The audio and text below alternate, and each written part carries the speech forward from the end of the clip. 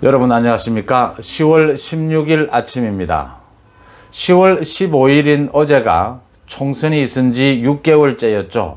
선거법 위반 사유에 대한 공소시효 만료가 되는 날이었습니다.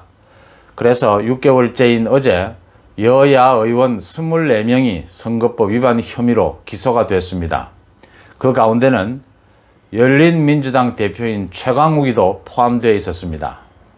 이번에 최강욱이가 선거법 위반한 것에 대해서 기소를 하느냐 마느냐를 두고 또 서울중앙지검의 이성윤 지검장과 대검하고 의견 차이가 있었다고 하는데 윤석열 검찰총장이 최강욱이를 기소하는 쪽으로 밀어붙였다는 겁니다.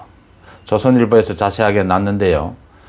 여러분 아시다시피 최강욱은 지난 3년 전에 조국 아들에게 허위로 인턴 확인서를 발급해 줬다라는 혐의로 지금 기소가 되어 있는 상태입니다. 인턴 확인서를 발급해 준 뒤에 조국이 민정수석으로 있을 때 청와대 공직기강비서관으로 일하게 됩니다.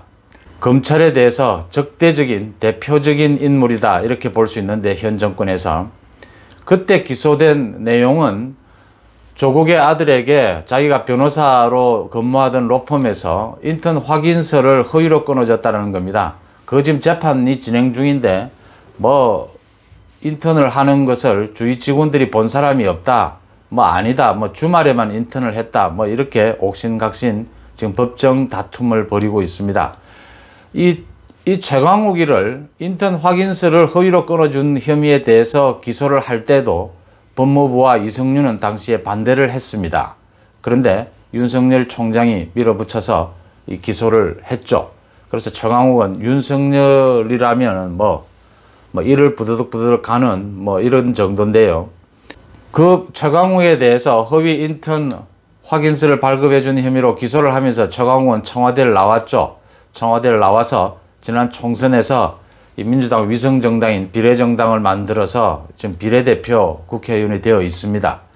자, 이번 선거법 위반은 그 연장선상에 있습니다. 그 총선 때 최강욱이가 방송에 다니면서 언론사에 대해서 자기가 기소된 지금 허위 인턴서 발급한 이것은 검찰이 무리하게 기소한 것이다. 자기는 그런 일이 없다.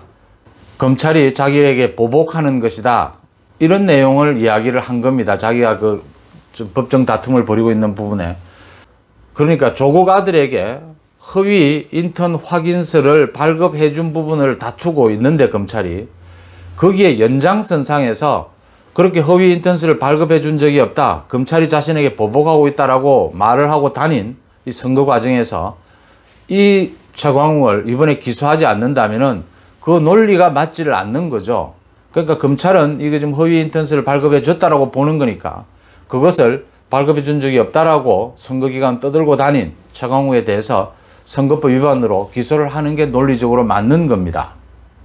그래서 이번에도 서울중앙지검의 수사팀에서는 기소를 해야 된다라는 의견이었는데 또 이성윤 지검장이 기소를 반대를 했다고 합니다. 마지막까지 윤석열 총장이 거듭 지시를 해서 기소를 하도록 조치를 내린 겁니다. 지난 1월이었죠. 최강욱을 조국 아들에 대해서 인턴 확인서를 허위로 발급해 줬다라고 하는 기소를 할 때에도 이성윤의 반대에 윤석열이가 3번씩이나 지시를 내렸다는 것 아닙니까? 그래서 기소를 가능하게 했는데 이번에도 이성윤의 반대를 묵살시키고 윤석열 총장이 직접 이거 기소가 이루어지도록 했다는 겁니다. 법적인 논리도 맞고요. 순서도 맞고요. 이건 당연한 결과라고 봅니다. 어차피 지금 법정 다툼을 하고 있는 거니까요. 그 결과는 지켜봐야 되겠지만 그런데도 또 최강욱은 어제 윤석열 총장에 대한 직접적인 거의 욕설에 가까운 막말을 해댔습니다. 어이가 없고 황당해서 헛웃음이 났다 했습니다. 자신이 기소된 거에 대해서. 이번에는 선거법 위반입니다. 지난 1월에 기소된 것은 업무방해였죠. 그간 좀 조용히 지내나 했더니 기어이 또 튀어나와 사고를 친다. 거의 막말에 가까운 수준입니다. 아무리 지금 법정 다툼을 하고 있다고 하더라도 검찰에 대해서, 검찰총장에 대해서 거의 막말을 지금 하고 있는 겁니다. 헌법주의자를 자처했던 자가 헌법과 법률을 무시한다면서 최소한 자기가 뱉은 말은 기억하고 있을 거라고 믿는다. 검사가 수사권을 갖고 보복하면 그게 검사가 아니라 뭐라고 했느냐? 조폭이라고 했죠. 윤석열 총장에 대해서 이거 조폭 아니냐 이런 식으로 지금 욕설을 하고 있는 겁니다. 누가 조폭인지는, 누가 법을 이용한 법꾸라지, 법빈지는 재판이 드러나면 알게 되겠죠, 결과가. 핵심은 조국의 아들에 대해서 인턴 확인서를 2번 발급해 줬는데 그게 허위였느냐 아니었느냐, 정말 인턴을 했느냐 안 했느냐, 이 부분입니다. 이게 실체죠. 지금 재판 중에 있는데 갖가지 얘기들이 나오고 있습니다. 그 재판의 과정에 대해서 제가 얘기를 드리는 건 그렇고요. 지금 인턴을 한 걸 본 사람이 보치고는 아무도 없다라는 거고, 주말에 자기 혼자 나와서 인턴을 했다, 이런 식의 주장이 오가고 있습니다. 어쨌든 제가 주목하는 것은 윤석열 총장이 최강욱에 대해서 2번씩이나 지난 1월에 이어서 이번에도, 지난 1월은 업무방해, 이번에는 선거법 위반으로 법무부, 지금 서울중앙지검 모두가 반대하는 속에서도, 모두가 거부하고 모두가 기소를 하지 않겠다는 속에서도 윤석열 총장이 직접 챙겨서 이 최강욱을 2번씩이나 기소시켰다는 점입니다. 지금 서울중앙지검은 옵티머스 사건을 수사 중입니다.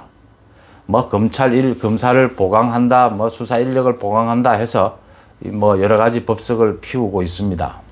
여당에서는 이건 단순한 금융 사기다라고 하고, 야당에서는 권력형 비리 게이트다라고 합니다.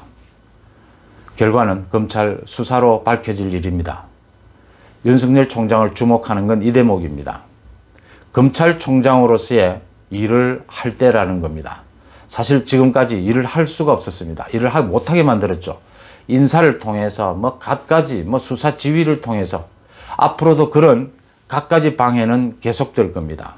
추미애, 이성윤 라인을 통해서요.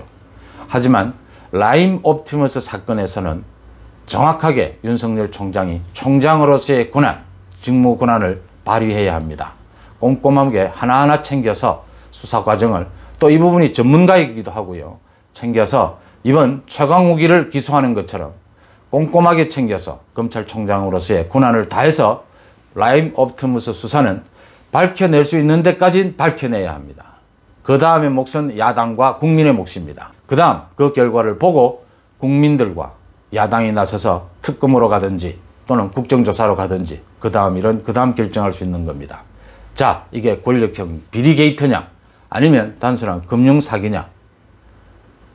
금융 사기라면 한 번 더 제가 말씀을 드리고 끝을 맺으면요, 옵티머스와 라임 사건요, 도대체 누가 검찰 수사를 이렇게 막을 수 있으며, 도대체 이 같은 2조 3조가 되는 이 어마어마한 규모의 돈을 이렇게 사기가 일어나도록 어떻게 그 금융권의 관계에 대해서는 검찰이라고 불리는, 정말 바늘 하나까지 다 들여다본다는 금감원, 금감위가 어떻게 이걸 모를 수 있었으며, 감독에서 어떻게 무마될 수 있었으며, 또 사고가 터지고 난 뒤에 이 모든 피해액을 다 보상해 주라라는 지시를 내릴 수 있는지, 도대체 그만한 큰 손이 우리나라에 누가 있는지 한번 밝혀내야 할 일입니다.